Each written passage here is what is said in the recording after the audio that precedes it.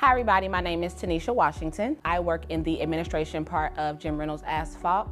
And today I'm going to talk to you a little bit about my story and how I created my own business called The Admin.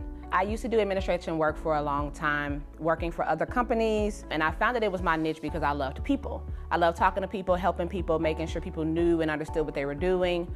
I worked in different places, from hospitals to private practices to people in their small companies. And watching and knowing that customer service and client contact is one of the biggest parts of keeping businesses up, and I was working for these big corporations under their dollar and their time, and I was missing out on a lot of my daughter's life, just living life for myself and doing my own thing. And so I sat there and I thought about it.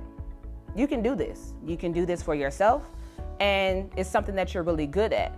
So after doing administrative work for 12 years under someone else in different jobs, I said, you know what?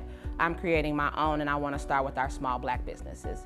And from there, knowing that our small Black businesses are really hit hard in the administrative aspect, because a lot of times our small businesses are that one person and they're doing all of the work. And so my job and what was placed on my heart is to come in and help small businesses help others and make it a little easier for them. And so I began my The Admin, and I picked up my first client, which was a coffee shop.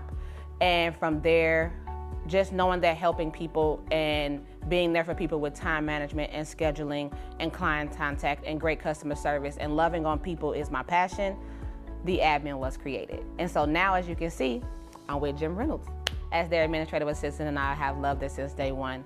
So if you're looking for any administrative service, or you started your small business, or you're in your position and you're thinking, I can't keep doing this for someone else, you can do it because I did it. Have a good day.